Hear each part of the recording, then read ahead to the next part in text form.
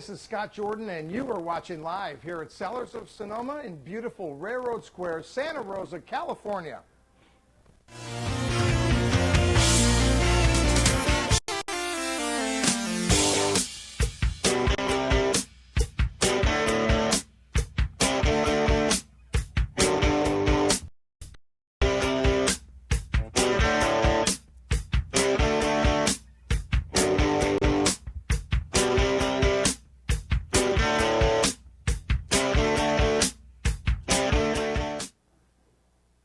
And welcome to TV Tuesday Live. This is the show that we taste wine, we talk about wine. I get to interview winemakers and chefs and people in the hospitality business. And tonight we've got John Bambury. Jan, who the hell's Jan?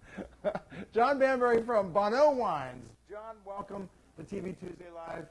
Good to see you. How are things in the wine world out in the vineyard? Things are coming along slowly.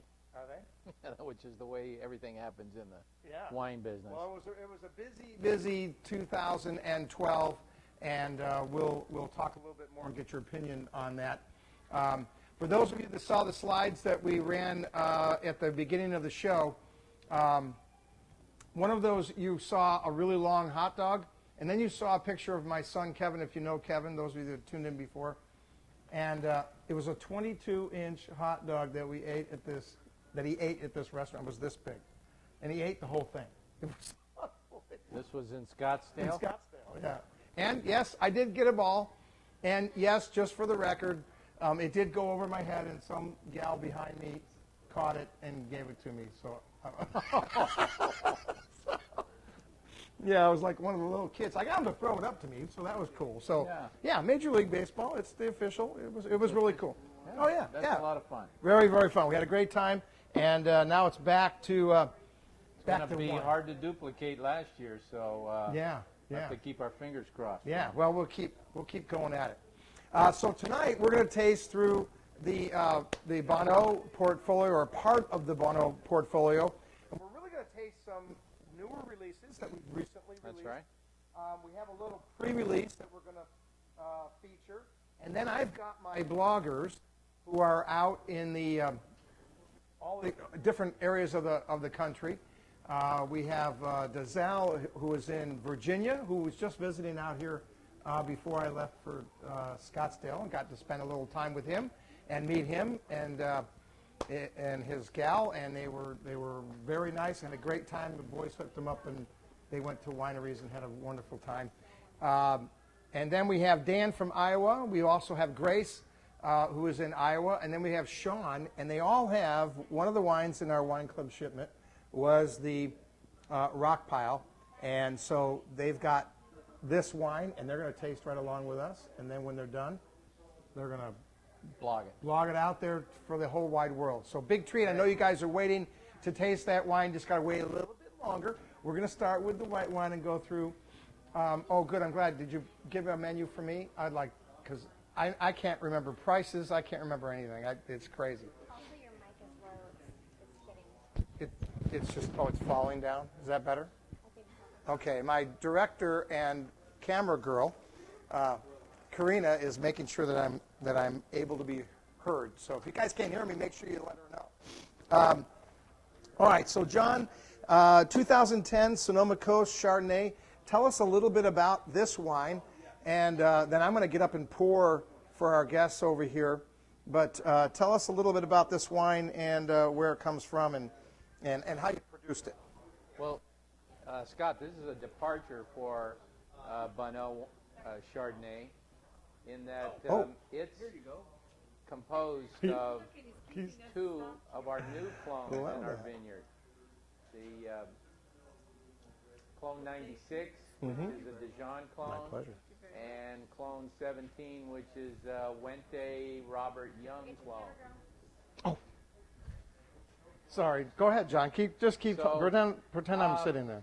The traditional or the original vines planted in the vineyard were Clone 4, the Carneros Martini clone.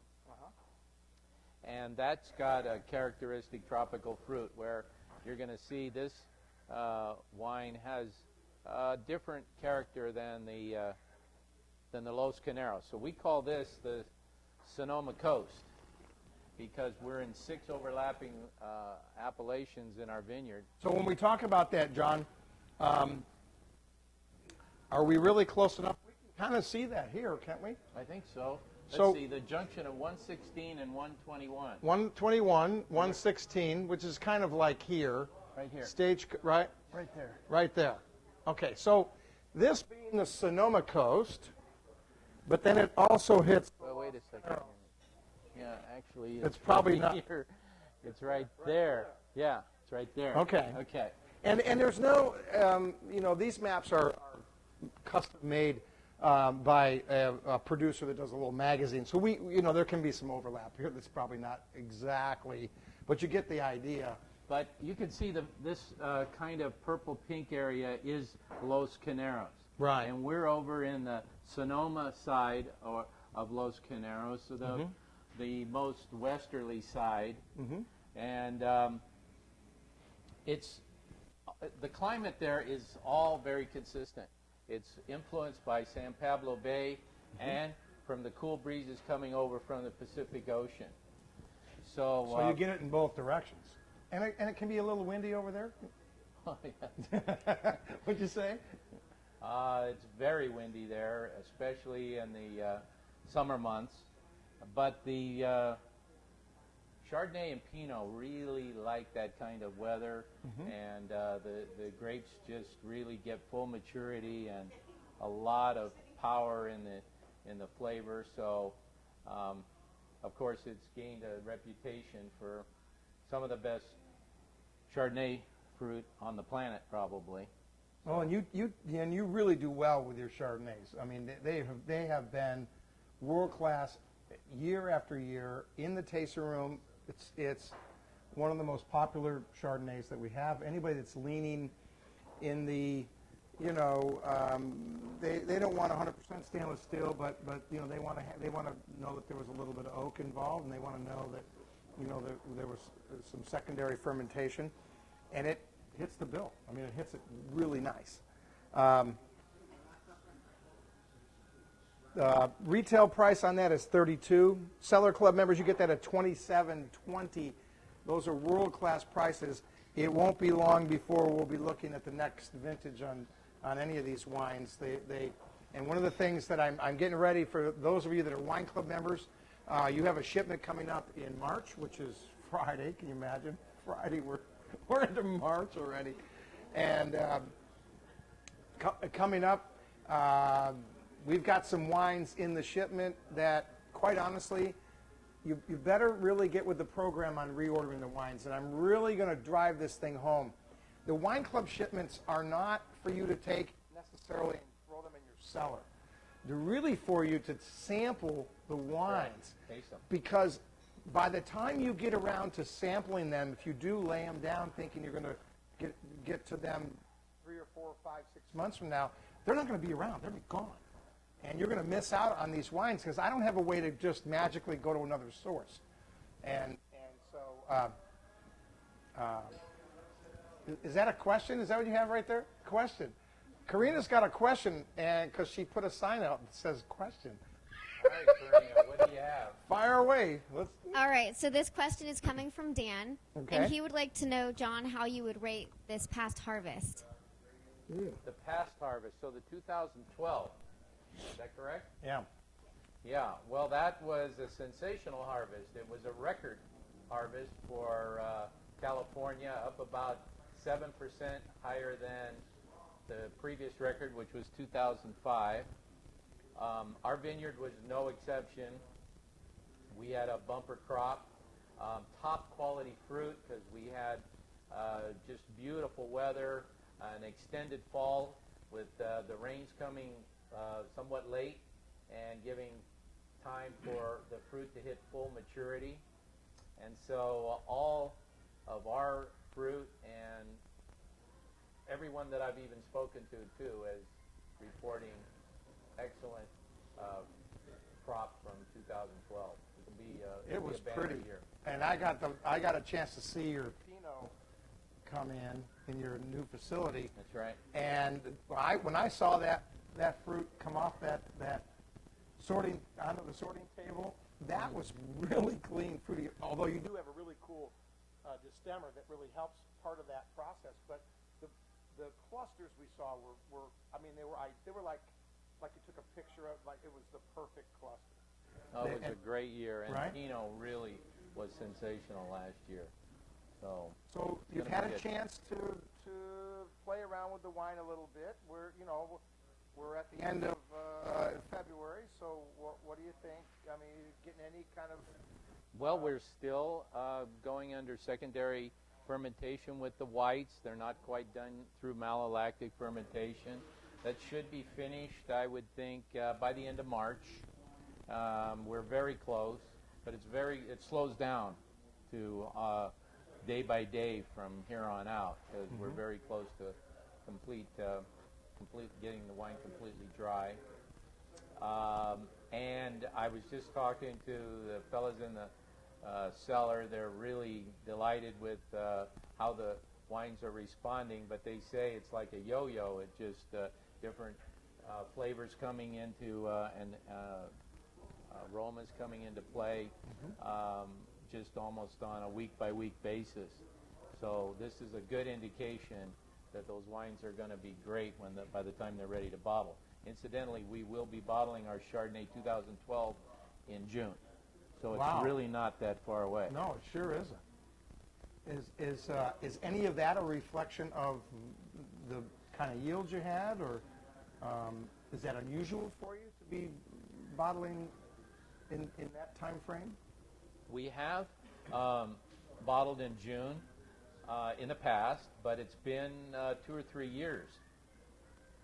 For whatever reason, scheduling issues, we got pushed back to late July or early August the last 3 years, and we have made a conscious effort to move up the bottling date. We think we can capture fresher, brighter fruit flavors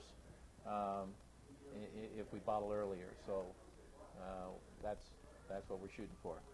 So we'll see how it comes out. I've heard nothing but great stuff. I mean, everybody's raving. There's a lot of fruit on the market. I mean, there's a ton of, there could be some really amazing wines coming out of this vintage. It really was you couldn't ask for better conditions. I mean, we complain, we talk about this all the time.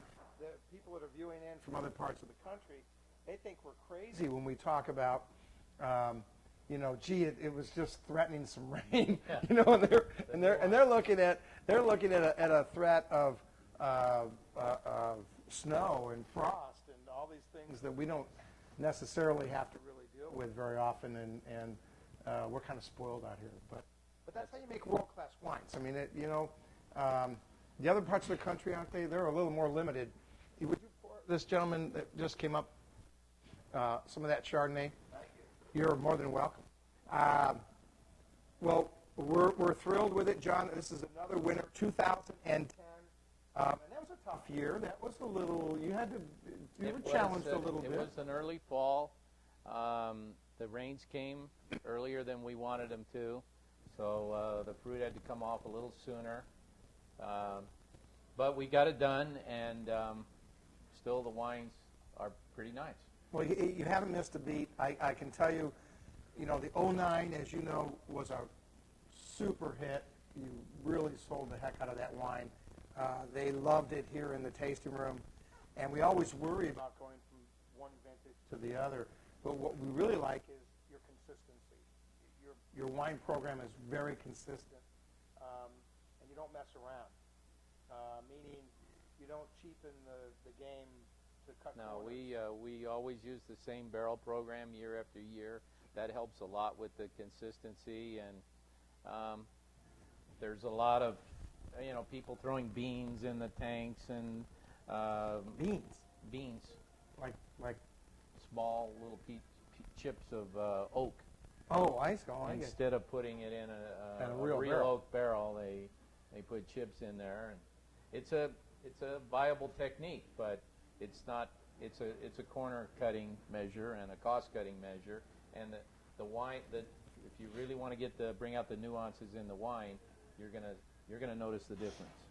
So we don't cut those stoners. No, and even on your second labels, you do the egret line, and the wine program is really quite similar, or almost identical to your premium label, and it really shows in the wine, and that's why they do so well.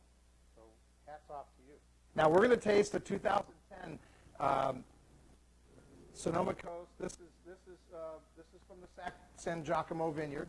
Mm-hmm. This is not the same fruit that I saw, but it's the same vineyard. Same vineyard. Yep. So tell us a little bit about the 2010 San Giacomo. Give them a little info on the San Giacomo Vineyard while I pour the guest. The San Giacomos are large growers here in Sonoma County. They have about 1,700 acres under cultivation. They specialize in Chardonnay and Pinot. They don't make any of their own wines. They sell all their fruit to other wineries. Oh, they do? And there's about... Have they ever, John? Have they ever made their own? They've never made their own, and they never intend to, as far as I can see or hear. Any reason? I mean, was there... They're committed to being growers, and that's kind of, they feel it's their calling, and their job is to raise the grapes in the way that every one of the wineries want them done. So we have our own assigned area, the Bonneau rows, if you will, within the vineyard plots. And this Pinot comes partly from Carneros and partly from the Petaluma Gap. Both of those areas are in Sonoma Coast appellation. There's 4 clones involved. The backbone is Dijon 115, but there's the Martini clone, the clone 777, and Swan.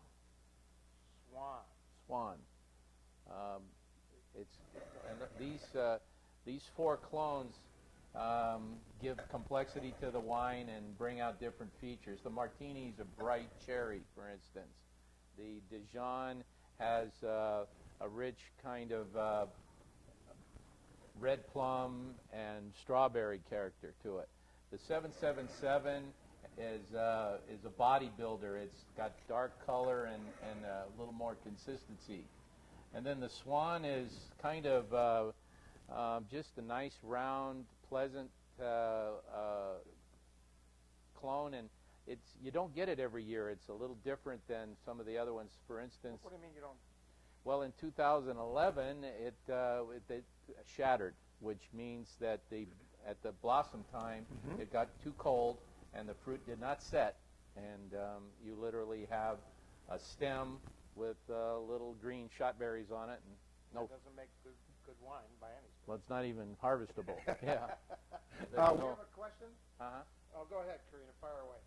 So this question is coming from In Wine Truth 2, and he would like to know, why is the San Giacomo vineyard so unique among Carneros growers? Well, I think the family is, they've been growers in Sonoma Valley since the early 1900s. Oh. They're really committed to their farming practices. They go the extra mile to make sure the vines are well cared for. They cater to each winery's particular requirements in terms of how we want the fruit thinned, for instance, when we want it picked, when we want it delivered to the winery, and they just kind of cover all the bases. They're very conscientious. They don't miss a beat. And I can tell you that there are vineyards that don't do the things, that their farming practices on schedule. They're kind of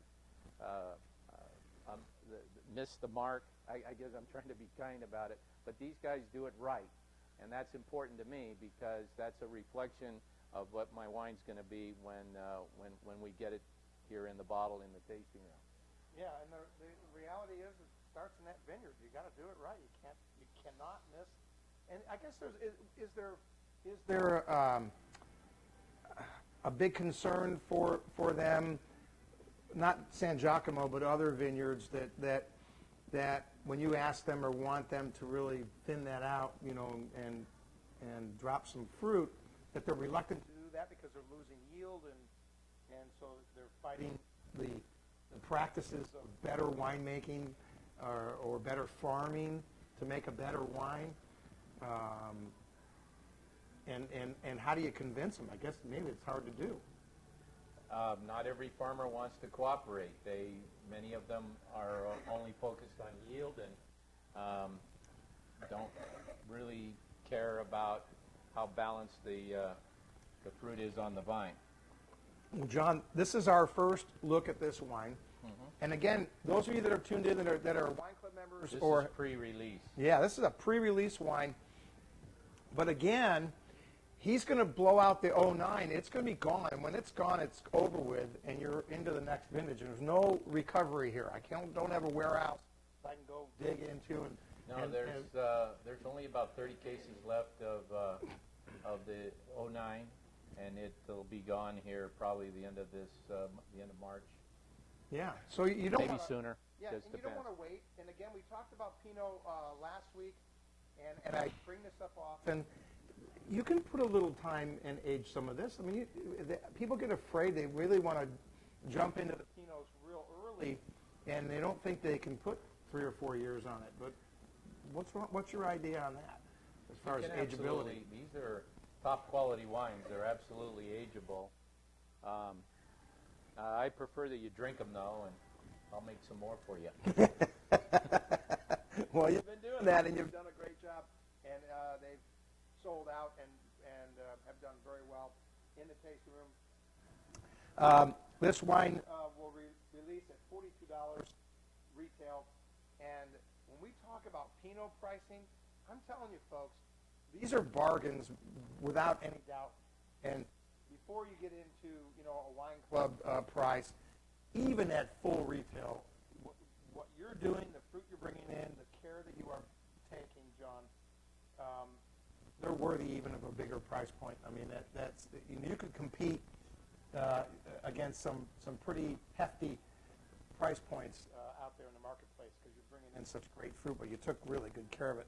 And the nose on this, how good was the nose? That was beautiful. Wasn't that nice? Oh, my God. Just beautiful floral nose. Wow. This wine will be featured at the Pinot Shootout coming up here in about 2 weeks in San Francisco. Oh, is that right? Well, that's a great example of, going head-to-head on Yep, there's over 450 wineries entered just Pinot. And this is our 3rd year making it to the finals and earning a gold medal. And so I'm kind of proud of that. Yeah. Kind of harkens to the consistency of the wine. Yeah. Well, hats off to you. I mean, it gets done because you take the time to make sure that it is done properly.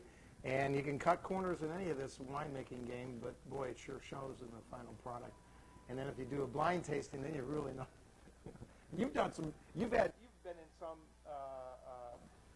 competitions that were blind and some judging that were blind. I was a judge on one a couple of years ago that we did, and you knocked out some pretty big price point wines. It was really amazing because when you do it blind, there's nothing you can do. You have no idea what's going on. So hats off to you, John. Good job. That's a pre-release. When we run out of the 09, we'll release that wine at $42 retail, $35.70 if you're a Cellar Club member. If you're not a Cellar Club member, it's the best kept secret in the planet. Wine clubs give you, first of all, a good first look at these very small production wines. Number one, access to the wine is really the key. And then you get special pricing, but if you're local and you come into the tasting room and you order a wine by the glass, you get a club price. So you can get that at what local establishment where you live can't do it. Doesn't happen. So it's the best of both worlds. Access to small production wines. You get to meet the winemaker. We have a winemaker in here almost weekly. And you get special events and things that we do outside in the vineyard. And it's just a great opportunity. So it's a big secret. Don't tell anybody But, yeah, be a wine club member. Go ahead. We got Karina with a question. So we have two questions. The first one is coming from Grace Hoffman. She would like to know where on the map the San Giacomo Vineyard is. What say the She question wants again? to know where the San Giacomo Vineyard is. Oh, Where is it? And that's from Grace. And then the other question is coming from, sorry, let's see here. A Wandering Wino, and they would like you to describe the characteristics of clone 115. Okay. well, So, do that while I pour, Okay. because you have the answer that I would not have, but I need to ask you a question. Mm-hmm. Should I go rock pile, Syrah cab, or do we want to wait on the rock pile in order of, it's a I'd pretty big probably- one. yeah, let's do that last.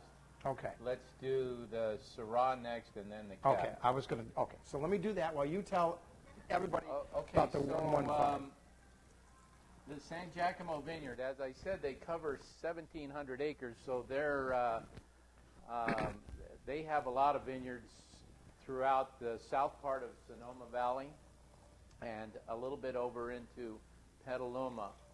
So the 115 for our wine and the martini come from just off of Bonneau Road, so still at the junction of 116 and 121, where the Bonneau Vineyard is. Across the street is the San Giacomo Vineyard, where we get the predominance of our Pinot. Does it show on this map here? Is this? It would It's a be scale of- right here. Okay. That's Bonneau Road right there. So this side of it is Catherine's Vineyard, and that side of it is the San Giacomo Vineyard. And then as far as the other vineyard, it would be over here, Petaluma Hill Road, right about there. Right near Rohnert Park. By Rohnert Park over there. I'm trying to think of where that. Oh, on You the. know where the university is? Yeah, The right, Sonoma right, University, right. right across the street. Okay. So now the other question was 115. 115. What are the characteristics of 115? Well, it's got a round fruit flavor, I would say. It does not have the characteristic of the earthiness, the mushroominess that some of the other clones have. I would say it's kind of a black cherry, red plum fruit characteristic, but it has that essence of Pinot that is just characteristic of the varietal. It's a little hard to describe, but you know Pinot when you smell Pinot. Yeah, you ain't kidding. Yeah. Well, it didn't hurt that Pinot at all. It did a nice job. Well, it's a pretty popular clone with all the Pinot producers. Now, when you're aging that, John, are you aging them separately and then blending them to I am. what you're We refining? do. We put them in French oak. It's a long toast so that you get mild extraction of oak, and it's a special toasting level designed for Pinot. And then we taste through the barrels prior to bottling and decide exactly if everything's going to fit. If it doesn't, we'll put it in another program. But the San Giacomo fruit always seems to come through. So far, so good. Well, like you said, it starts in that vineyard, and they do a nice job. This wine we just poured is a 2007 Napa Valley Syrah. This is a wonderful wine that's really showing well. First of all, 2007, pretty darn good year, not too bad.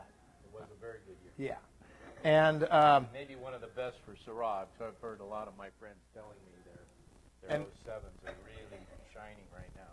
And again, those of you that have been in the tasting room before and had an opportunity to taste this wine, at $48, that was a great buy, no doubt about it. But we've had a special on 6 or more of that at $20, and everyone loves, that is like crazy pricing.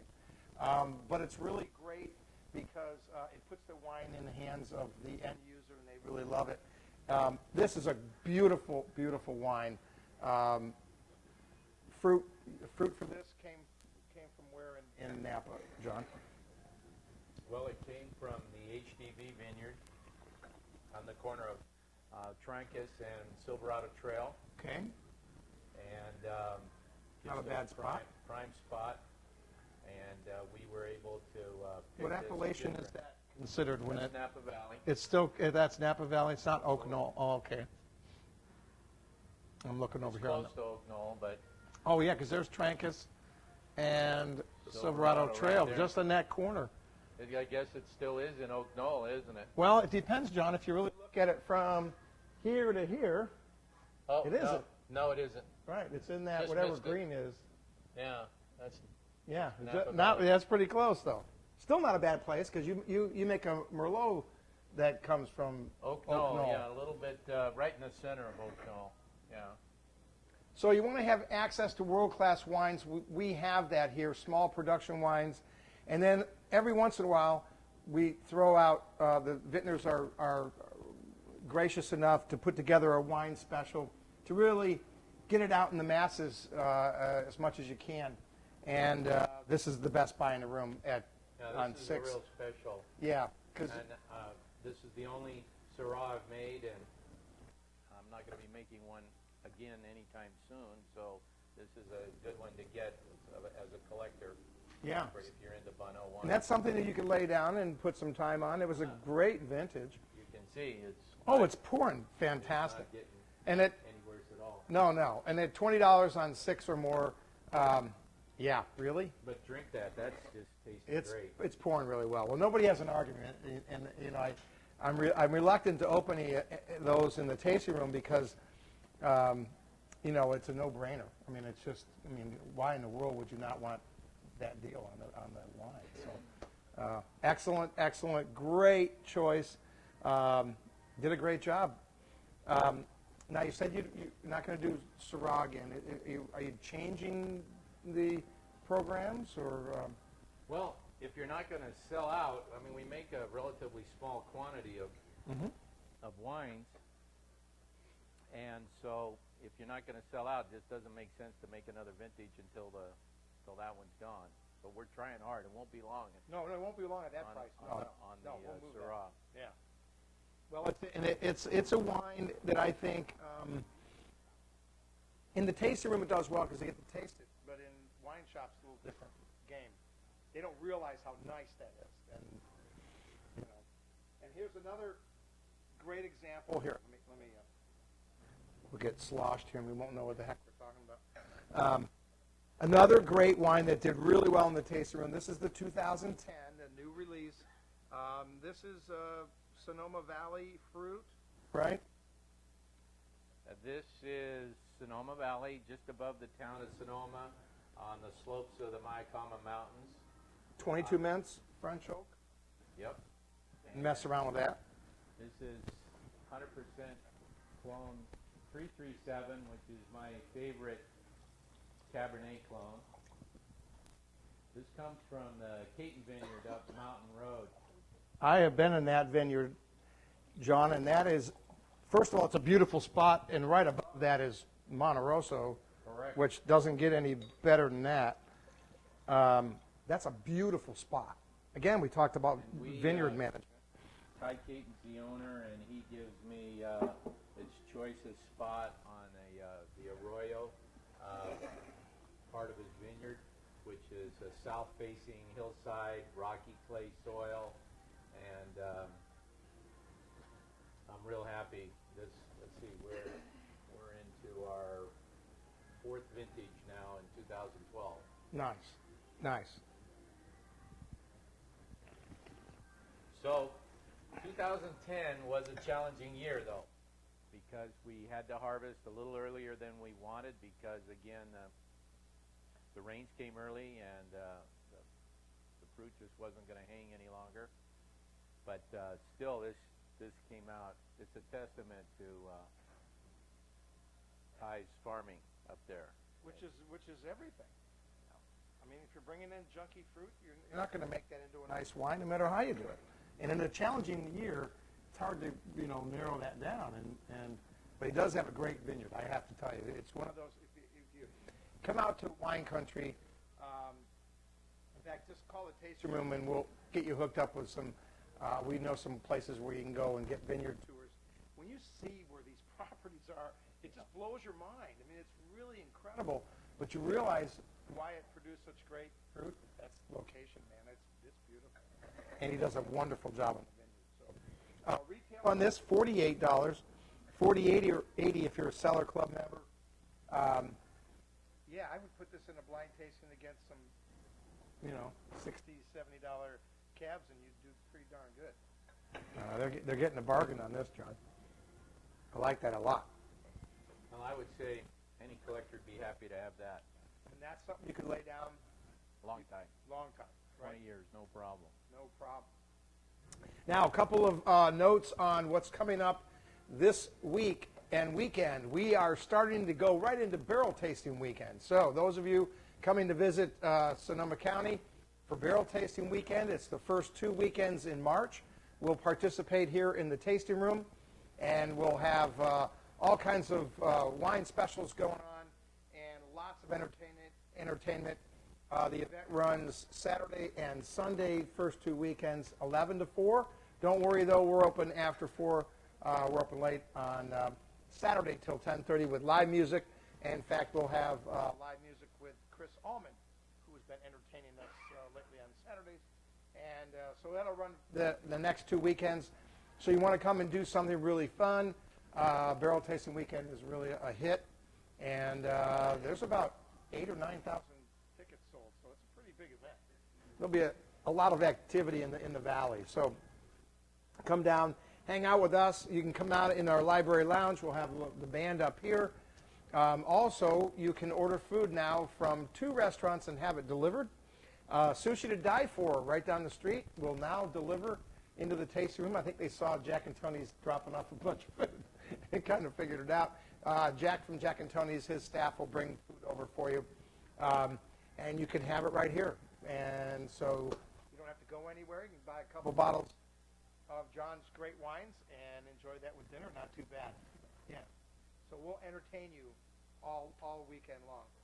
No problem. So barrel tasting, 2 weekends. You can get your tickets here at the tasting room, and we'll get you all hooked up. So fun weekend of drinking wine. All right. So back on the cab, 2010. That's a new release for us. Yeah. We just finished the 09. Yeah, which was wonderful. And so moving forward, what do you have moving forward in the cabs as far as your portfolio? What, 11, 12? The 11 will get bottled this August. The 12, Man, that's nice. a couple more years. We don't even need to talk about that, but it's looking pretty good. We got our first fruit from the Garvey Vineyard over in Rutherford this year, so we'll have a higher-end Napa Valley Rutherford cab coming up here in a couple of years. It's probably way too early to talk about it. Yeah, but boy, I sure love Rutherford fruit, man. I'm a big, I love that. Let's go to Karina for a question. Grace Hoffman would like to know if you're going to be making a Sonoma County specific rosé again, as opposed to a California rosé. It's not on the drawing boards right yet, but maybe next year. We'll have to see.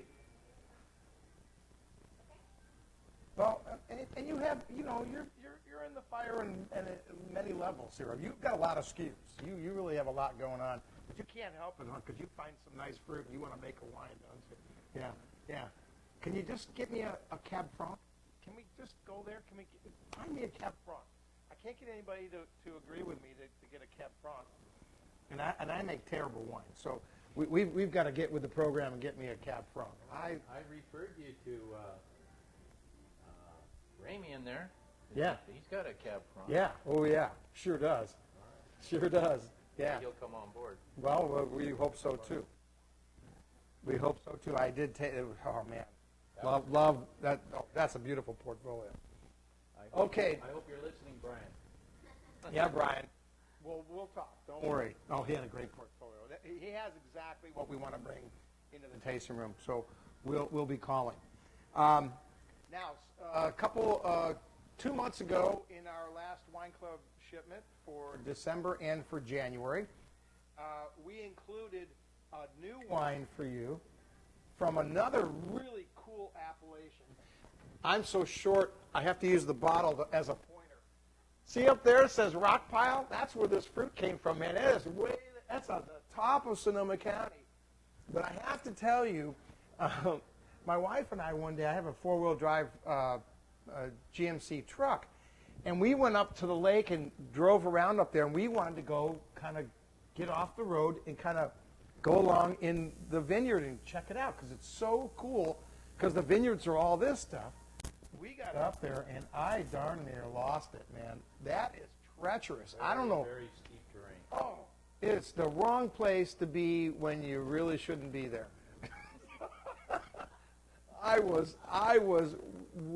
my wife was ready. She almost jumped out of the truck. Oh, it was so funny. It was so funny. She wanted to jump out, and I'm going, honey, no. We're a lot safer if we crash while we're in the car as opposed to you jumping out and rolling down the hill. So we got it all turned around. But what's cool is it says rock pile. No joke. Rocks, freaking giant boulders everywhere. I can't imagine. And how does this stuff the grow? road on the top of the crest, Yeah. left and right is drop off. It's crazy. Yeah. It's only 200 acres, the whole appellation. Yeah, so how many growers does that mean? What do we got? I don't know. There's 10 or maybe 15? a dozen up there. Yeah. Not Well, very many. this is a 2009, another great vintage. Absolutely wonderful. 09s have been pretty darn good. It's rock pile fruit. It's a Zinfandel.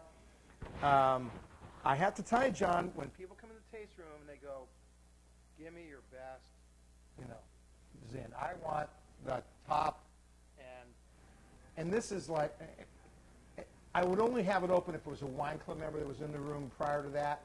And if that did come up, and I'd pour that, and they go, oh my God, and automatically they got to have it. And it retails at $50, and rightfully so. Well, the fruit's just as expensive as Rutherford Cab.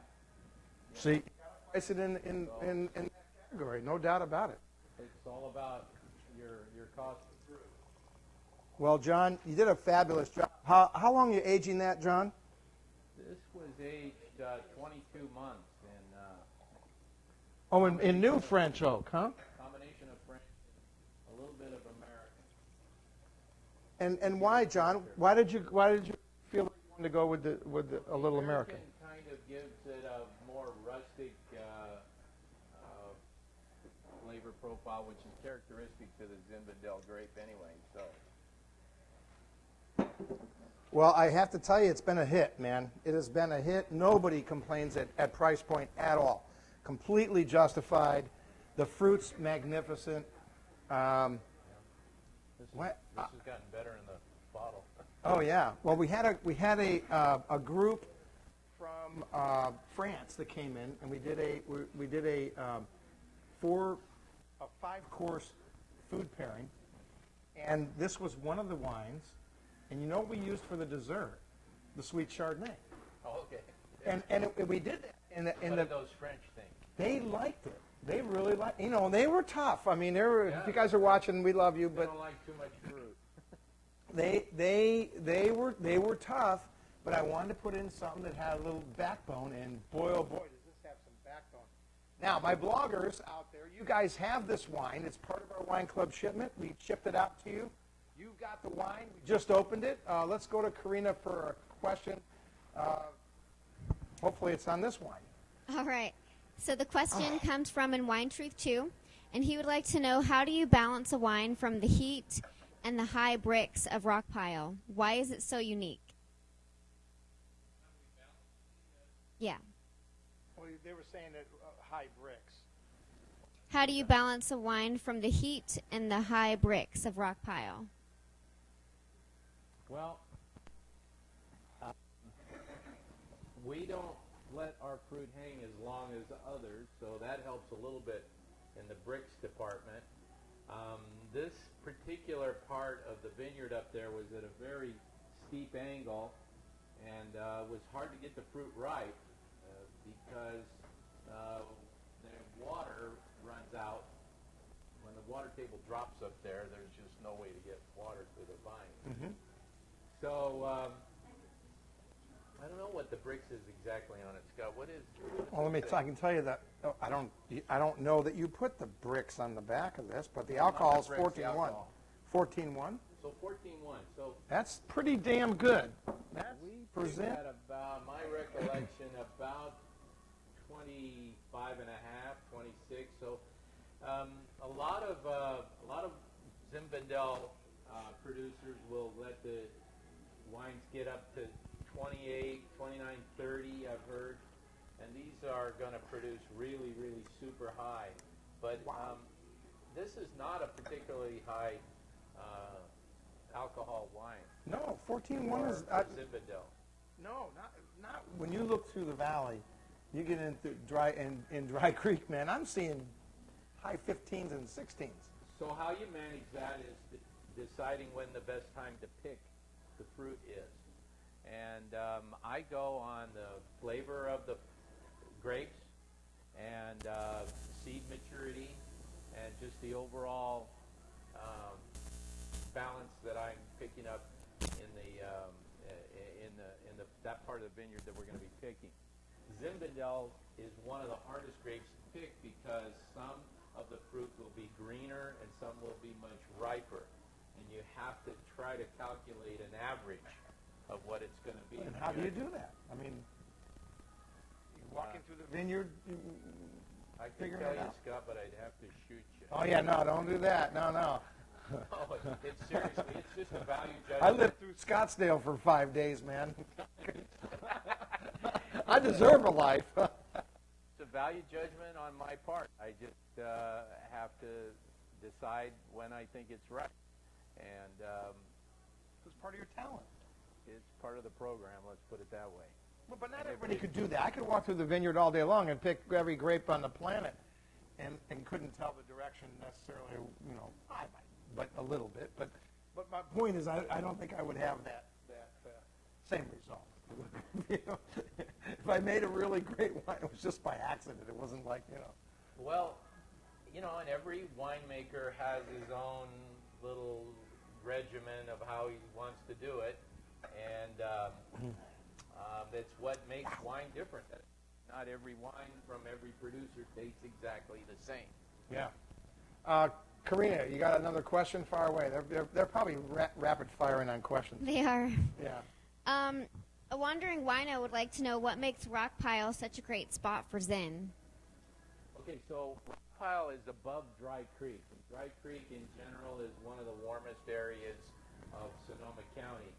But the temperature of Lake Sonoma Rockpile is about 3 to 4 degrees hotter than the floor, the valley floor there in Dry Creek. And so the temperature extremes are what makes the grapes unusual, and yet you're able to get them ripe, and they're not ruined. So Rockpile has just developed a reputation for having really good Zinfandel, and it's by far the best grape that grows up there. They have a couple other varietals they try to grow up there, but Zin's the shining star. How old are those vineyards up there? They're not particularly old because Rockpile is a relatively new appellation, and I would say it's less than 20 years. Okay. And there are other varietals, but you really like the Zinfandel, but cabs. There's some Petit Verdot up there. There's Okay. some Malbec up there. Ooh, I like Malbec. Yeah. I It's a told good you. spot for I like Malbec. I like. Malbec. Petit Syrah. That's about it. Okay. Well, it's such a small area. It's the Too hot smallest. for Cab. Yeah. Too It's hot for Pinot. it's the smallest appellation that we have, I think, and It's one of the smallest, that's Yeah. for sure. and Yeah. it's making some killer Well, it's wine. only 200 acres. It's got to be the Yeah, smallest. and it's making a beautiful, beautiful wine. No argument whatsoever. Anybody that's had this loves it. They really see that you took amazing care, and you went with new. That the thing we talk about a lot, because you guys are all small producers. The cost per barrel is unbelievable and using a brand new barrel, that can get pretty expensive. That's not a cheap proposition at all. No, but if you want flavor characteristics, this is the process you've got to go through. So if you're making wine at home, that's what it's going to take. It's going to take about $1,200 a barrel, and good luck with that. Karina's got a question. Go ahead. Okay, so the next question comes from My Vine Spot, and he would like to know what style of Zinfandel that you're aiming for, and what are the percentages of new to neutral barrels? Okay, so the style I like is it's kind of a fruit-forward style. I like a somewhat lighter style of Zin versus some of the heavier, more extracted wines for Zin. Relatively lower in alcohol. And just kind of more of an elegant style, I guess. At the same time, you've got a rustic type grape, so it's kind of you're kind of at odds with those two things, and you just kind of hope it all kind of works out. Now, as far as the new oak regimen, this is about 50%, maybe 45% new oak, and the rest is neutral. But you have to put a good dose of new oak on a nice, rich wine like this to bring out the best in it. Now you made another what we call a reserve wine, a reserve Zin. We did not taste it tonight. Now that one you aged 34 months. 34 months. Yeah, that was an unusual. Well, you did something different there. Tell them, because it was kind of unique. Well, this came from the heart of Dry Creek, so down on the valley floor. But we really nailed it on picking. It was right before a big rainstorm, and it was the fruit was really, really good from this particular crop. And so I liked it so much that I decided to do a true reserve. Now, there's no real standard in the book of what reserve wine is, but my definition is the winemaker decides that a certain lot of his wine is extra special. He sets it aside and ages it longer, and then that's a reserve. Now, but you can just call anything a reserve just for the name if you want. Yeah, maybe And get away with it a couple times. in this case, I singled out 4 barrels that I really thought were good. We bottled some in the traditional time of about 20 months in the barrel, and then reserved the rest and put it back into new oak again. Which is pretty unusual. I mean, I don't see that. In that case, it was 100% new oak for 1 more year. Half was French and half was American. And the result was this 2008 Reserve Dry Creek, which is quite a departure from the rock pile, but nevertheless an interesting Zin, and I was real happy with how that came out as well. No, and it does really well in the taster room. People really like that, but it has a neat story because you just don't see that very often. That's a long time to have your investment sitting in these barrels, and people forget about that when they're looking at wines. That's a long, long time before you see any kind of revenue, and then probably another year in the bottle. So I mean, that's a long time. I have a real soft spot for Zin. I really like Zin, and so. Well, you're doing a great job. Any prospects for more rock pile? Was that a one-time thing, or what's your thought? Well, there's always an opportunity. Just kind of choking on what it costs. I was going to say the price is really. So I'm looking for an opportunity to get some more rock pile, and we'll definitely do it again, but I'm not sure when. Not anytime soon. maybe 2013, but we'll see. Now, on that note, well, let me go to a question because Karina, fire away. So this question is coming from Grace Hoffman, and she would like to know what is your favorite of your wines. Well, I'd like them all for different reasons. If I had to be on a deserted island and I could only have one, I would pick the Chardonnay. What I should have done is interrupted you so that I could give you that answer. Every winemaker, I'm telling you, most winemakers that make Chardonnay, that is their favorite wine. And most of the winemakers that I know that make Chardonnay can actually drink them more closer to the room temperature, which a lot of people don't want to go in that direction. And for some reason, you guys tend to like it a little closer to room temperature. Is it because it's extracting the fruit then? Is that what you're looking for? Yeah, you get the full impact of all the nuances of the flavors. And yeah.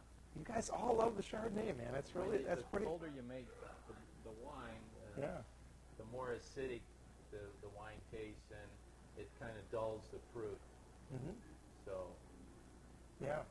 If you want to get it all, if you want it, about not room temperature, but about 65 degrees would be ideal. Would be ideal. Yeah. Excellent. Gotta love it. So let me give you guys a recap of what's going on here at Cellars of Sonoma this weekend. We've got Ricky Allen Ray at a new time. He comes on at 5:30 till 8:30, and then John Peters on Friday from 7:30 till 10:30, and then we have Chris Allman will be rocking the house up and come up to the Library Lounge where our guests are that are joining us tonight. This is the place to be and hang out with our live music. It's barrel tasting weekend, so lots going on. There'll be tons of activity. We're going to have some food downstairs when you come in if you're doing barrel tasting, and we're going to have some cool wines and great pricing and some great opportunities to look at these boutique wineries that we offer here at Cellars of Sonoma. And next week we have Michael Gann back in the house again. We got a new shipment coming out, so I've got a new set of wines going to our bloggers, and they're getting a heck of a treat being able to taste these world-class wines. And so I want to thank my bloggers, Gazelle from Virginia, my friend. Thank you for coming out. We had a nice short visit, but next time we'll visit much longer. Grace, some point you'll actually figure out whether you live in Iowa or California. I never know when you'll be out here at some point. And Dan, thank you. Hats off to you. And Sean in Southern California, tuning in, as well as everybody else that tunes in regularly on TV Tuesday Live.